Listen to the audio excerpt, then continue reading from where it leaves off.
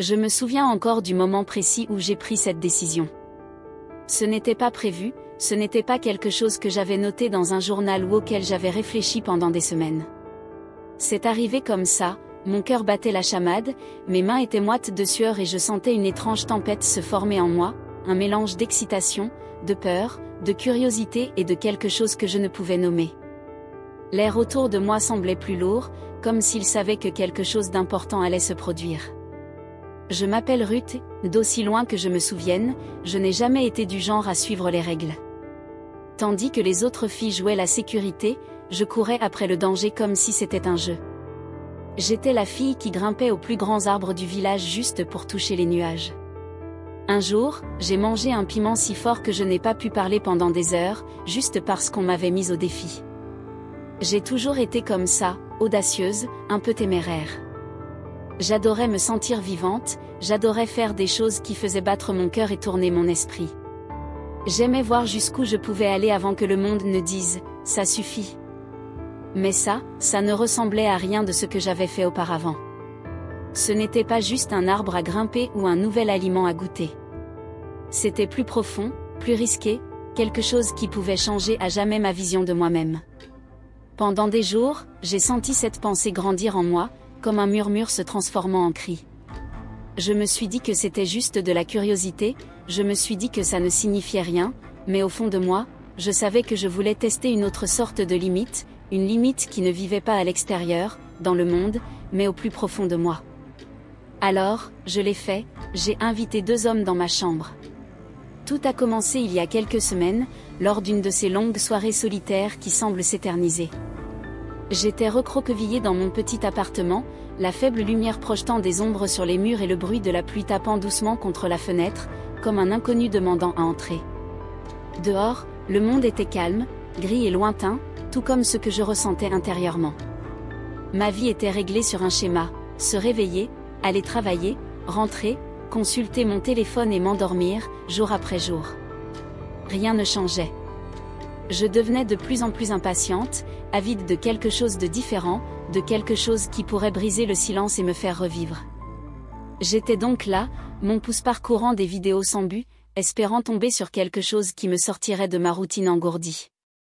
C'est là que je les ai vues, ces vidéos. Elles ont jailli sur mon écran comme des étincelles dans le noir, audacieuses et sans complexe, pleines d'énergie et de chaleur. Pas les choses détendues habituelles que je regardais de temps en temps, mais quelque chose de brut, d'électrique. Mon doigt planait sur l'écran, incertain, curieux, puis j'ai cliqué. Ce que j'ai vu m'a coupé le souffle, des gens, de vraies personnes, faisant des choses que je n'aurais jamais osé imaginer, des choses qui me faisaient rougir et me retournaient l'estomac. J'ai d'abord été choquée, hésitant à continuer à regarder, mais je l'ai fait encore et encore et, au fil des jours, je me suis retrouvée à revenir vers ces vidéos, attirée par elles comme un papillon de nuit par une flamme. Je ne me contentais plus de regarder, je ressentais, je les vivais. Les femmes dans les vidéos n'avaient l'air ni honteuses ni effrayées, elles semblaient vivantes. Leur rire résonnait à l'écran, leur sourire sauvage et libre. Elles ne se contentaient pas de participer, elles avaient le contrôle, elles s'exploraient sans complexe. Et puis, un soir, je suis tombée sur une vidéo qui a tout changé, elle était là, une femme entre 2 hommes, leurs corps bougeant ensemble comme une musique. Il n'y avait aucune honte dans leurs yeux, aucune hésitation dans leurs caresses. C'était comme si elles parlaient une langue que je n'avais jamais apprise, mais que j'avais immédiatement comprise. Cela semblait audacieux, certes, mais aussi magnifique, puissant, libre. Quelque chose au fond de moi s'est éveillé, un murmure, un désir, un défi que j'ignorais avoir attendu. C'est à ce moment-là que l'idée a germé. J'ai éteint mon téléphone ce soir-là, l'esprit en ébullition. Étais-je capable de faire ça? Étais-je capable d'être aussi courageuse, aussi libre? Je suis restée allongée dans mon lit, les yeux rivés au plafond, l'idée grandissant et s'intensifiant jusqu'à ne plus penser qu'à ça.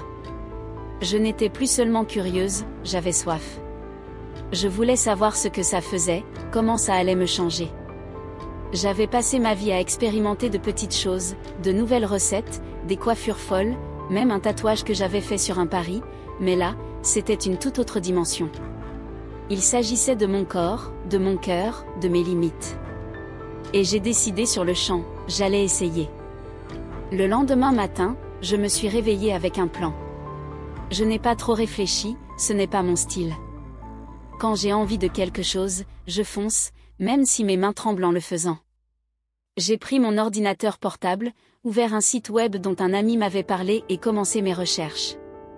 Je n'ai pas eu de mal à trouver ce que je cherchais, le site regorgeait de profils, des hommes et des femmes proposant toutes sortes d'expériences, leurs photos me souriant comme s'ils savaient exactement ce que je cherchais.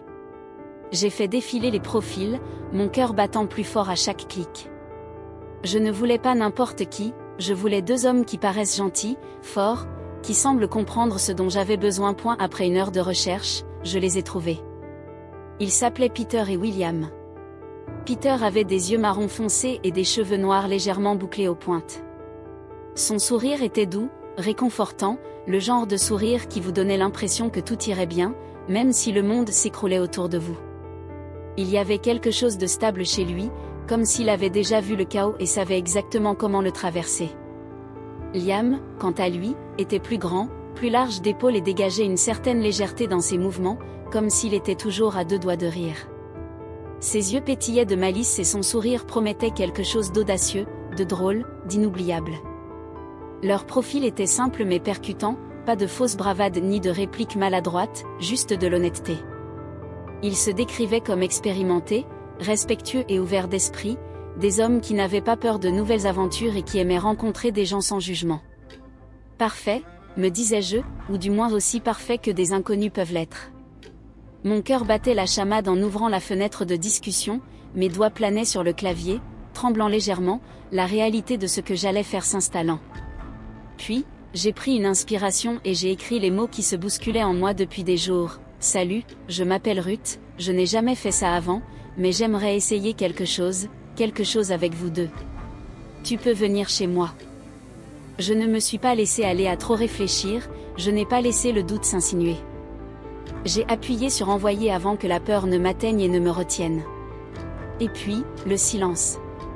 Pendant quelques secondes, il n'y avait que moi et le son de mon cœur qui résonnait dans mes oreilles. Je fixais l'écran, me mordillant l'intérieur de la lèvre, me demandant si je venais de faire une bêtise ou une action courageuse, ou les 2. Mais soudain, l'écran a clignoté. Un message, Peter a répondu le premier. Salut Ruth, on adorerait te rencontrer, dis-nous juste ce qui te convient, on va rendre ça facile et détendu. Et puis Liam a ajouté juste après, ne t'inquiète pas, on est là pour toi, c'est ton moment, faisons quelque chose de beau. Leurs mots m'ont enveloppé comme de l'eau tiède, soulageant un peu le serrement dans ma poitrine. Ils semblaient calmes, confiants, gentils et ni insistants ni arrogants. J'avais l'impression de ne pas avoir perdu la tête après tout. Peut-être que ça pourrait vraiment arriver. J'ai tapé une réponse leur disant la vérité, je ne savais pas à quoi m'attendre, seulement que je voulais essayer quelque chose de nouveau, quelque chose que je n'avais jamais eu le courage d'explorer. Je ne suis pas entrée dans les détails, je leur ai juste donné assez d'informations pour qu'ils comprennent mon point de vue. Ils ont été doux dans leurs réponses, rassurants, me faisant savoir qu'ils respecteraient chaque limite, chaque hésitation. Et avant même que je m'en rende compte, nous étions d'accord, ils viendraient ce week-end-là. Soudain, ce n'était plus un simple fantasme, c'était réel. Les jours qui ont précédé étaient flous, je ne tenais pas en place. J'ai nettoyé mon appartement de fond en comble, frottant les plans de travail, repoussant les oreillers, m'assurant que tout était impeccable. Ma chambre était le clou du spectacle. J'ai changé les draps, allumé une bougie parfumée à la vanille et poussé le lit contre le mur pour avoir plus d'espace. Je n'arrêtais pas de me regarder dans le miroir, me demandant ce qu'il penserait de moi. Je ne suis ni grande ni élégante, juste une femme ordinaire avec des cheveux bouclés et un sourire que j'ai toujours apprécié, mais ce jour-là, je voulais me sentir plus que normale, je voulais me sentir vivante. Le samedi est arrivé plus vite que je ne l'aurais cru. J'ai passé la matinée à me préparer, prendre une douche, choisir une robe simple qui me serrait bien, me brosser les cheveux jusqu'à ce qu'ils brillent. Mon corps vibrait comme s'il savait ce qui allait arriver. Je n'arrêtais pas de faire les pas, de regarder l'heure, de sursauter à chaque fois que j'entendais une voiture dehors. Et puis, à 15 heures précises, on a frappé à ma porte. J'ai entendu frapper, pendant une seconde, je suis restée plantée là, figée, mon cœur battant fort, mon souffle silent entre excitation et panique. Puis, lentement, j'ai ouvert la porte et ils étaient là, Peter et William, côte à côte, plus saisissants que n'importe quelle image n'aurait pu m'y préparer. La douce lumière du couloir les enveloppait comme un accueil chaleureux. Pendant une fraction de seconde, j'eus l'impression que le monde entier se résumait à cet instant précis. Peter resta calme, l'air confiant et détendu, comme un homme qui avait déjà vu des nerfs et savait les apaiser. Il arborait un sourire désinvolte, le genre de sourire qui vous donne l'impression d'être entre de bonnes mains. Liam à côté de lui souriait malicieux et électrique, comme si la nuit était une histoire à écrire. Il me fit un clin d'œil et quelque chose en moi palpita. « Salut Ruth », dit Peter d'une voix douce et profonde dont la chaleur m'enveloppa, « tu es prête pour nous ?» J'ai ri, mais d'un rire tremblant, une explosion de nervosité que je ne pouvais dissimuler. « Je crois bien », dis-je en essayant d'avoir l'air sûr de moi. « Entrez !» Ils franchirent la porte et soudain, le petit appartement me parut différent, pas bondé, mais plein d'énergie, de présence, de possibilités. Ils ne se contentèrent pas d'entrer dans la pièce, ils lui donnèrent vie. De près, ils étaient encore plus réels, grands, chaleureux, solides. Je refermai la porte derrière eux et le clic résonna plus fort que prévu dans le silence. Mes mains tremblaient légèrement en me retournant, mais ma décision était ferme, quoi qu'il arrive ce soir, j'étais prête à y entrer. Je les conduis dans ma chambre, la douce lueur de la bougie sur la table de nuit vacillait doucement, projetant des ombres dorées sur les murs. Un parfum de vanille flottait dans l'air, doux et apaisant, nous enveloppant comme une couverture. Nous nous assîmes tous les trois au bord du lit, moi au centre, Peter à ma droite, Liam à ma gauche. Pendant un bref instant, le silence s'installa sur nous comme un léger brouillard. Personne ne se pressa, personne ne nous pressa, nous respirâmes simplement le silence, laissant l'instant s'étirer. J'entendais les battements de mon cœur, rapides et réguliers, comme un tambour qui marquait le rythme des pas que j'allais faire. Liam se pencha légèrement en arrière, s'appuyant sur ses mains d'un ton enjoué. « Alors, dit-il avec un petit sourire, c'est quoi le plan Ruth ? C'est toi qui commandes. » Je les regardai tous les trois, la gorge sèche, le courage tremblant mais intact. « Je n'ai jamais rien fait de tel, avouai-je d'une voix douce mais sincère, je veux juste essayer avec vous deux. Je l'ai vu dans une vidéo et quelque chose m'a marqué, je me suis dit, pourquoi pas moi ? Peter sourit doucement et sans hésitation tendit la main pour me toucher le bras, sa main était chaude et ferme, apaisante. C'est une raison parfaite, dit-il, on est là pour toi, pas de précipitation, pas de pression, on y va doucement, d'accord ? Tu nous dis ce que tu veux. Et d'un coup, la peur commença à fondre, remplacée par quelque chose de bien plus puissant, la confiance. J'ai hoché la tête, me sentant un peu plus calme. Ils étaient si gentils, si compréhensifs, j'avais peur qu'ils rient ou me posent trop vite, mais ils ne l'ont pas fait. Ils sont restés assis là, à m'attendre, me laissant donner le rythme. J'ai pris une grande inspiration et j'ai dit, ok, commençons. Ce qui s'est passé ensuite est difficile à expliquer, non pas parce que je ne m'en souviens pas, mais parce qu'il n'y a pas assez de mots pour décrire quelque chose d'aussi énorme. C'était comme sauter du bord d'une falaise, le cœur serré, pour découvrir en pleine chute qu'on avait des ailes. Mon corps tremblait, non pas de peur, mais de quelque chose de plus profond, quelque chose de sauvage, quelque chose qui donnait l'impression que chaque nerf en moi venait de se réveiller pour la première fois. Je sentais la main de Peter dans la mienne, chaude et solide, me rapprochant, sa poigne était forte, ferme, comme une ancre au milieu d'une tempête. Je l'ai regardé et il m'a fait un petit signe de tête, le regard calme, comme s'il savait exactement ce dont j'avais besoin sans que je dise un mot. Je me suis sentie en sécurité, comprise, comme si je n'étais pas seule.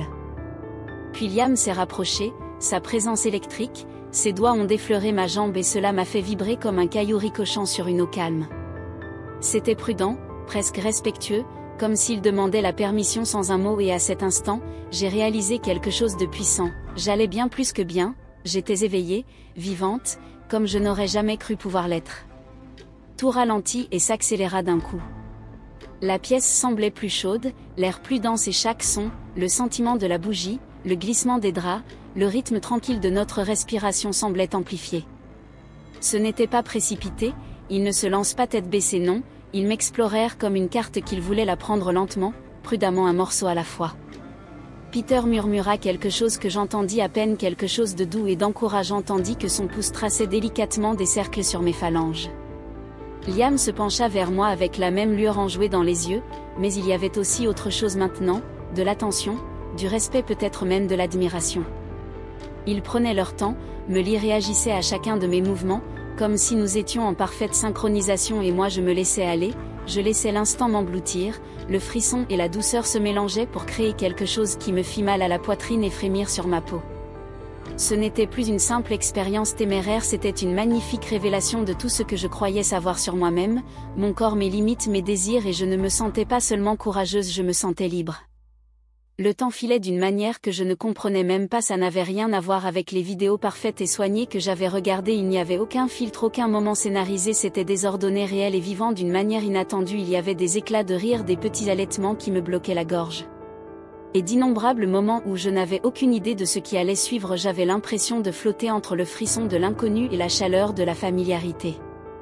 Essayant de reprendre mon souffle à chaque nouvelle sensation, mais ils étaient là tous les deux me guidant avec la plus grande douceur, leur voix était douce comme des murmures qui m'étaient destinés, me gardant ancré dans le chaos de mon esprit.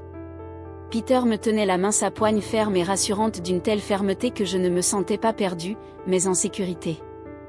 Pendant ce temps, le contact de Liam sur ma jambe, léger au début, testant, me demandant si chaque nouveau mouvement me convenait. Leur présence était si fluide, si naturelle, c'était comme si nous nous connaissions depuis toujours, comme si ce moment nous attendait depuis toujours. Mon corps était vivant comme jamais auparavant, chaque nerf était en éveil vibrant d'énergie, de joie, j'étais hyper consciente de chaque contact, de chaque mouvement de leurs mains sur moi, de chaque soupir qui s'échappait de mes lèvres. C'était comme si ma peau était devenue une toile et qu'ils la peignaient avec chaleur, connexion, quelque chose de brut et de réel. J'étais arrivée ici avec le désir de tester mes limites, d'aller au-delà de mes connaissances et de voir ce qui m'attendait de l'autre côté, mais ça c'était plus grand que je n'aurais pu l'imaginer, c'était quelque chose de plus profond, de plus réel. Ce n'était pas seulement une épreuve de courage, c'était un moment de pure vulnérabilité, d'abandon, et dans cet abandon j'ai découvert une part de moi-même dont j'ignorais l'existence. Il ne s'agissait pas seulement de repousser les limites, mais de me libérer de la manière la plus belle et la plus terrifiante qui soit. Quand ce fut enfin terminé, la pièce était enveloppée d'un silence doux et silencieux, nous étions allongés là, les membres enchevêtrés et au chaud, l'air chargé d'un parfum de peau de sueur et de vanille, la bougie avait brûlé faiblement projetant une lueur et endormi sur les draps et nos corps immobiles, je n'entendais rien d'autre que le rythme paisible de nos respirations rapides, lentes, synchronisées, c'était comme si le monde avait expiré avec nous.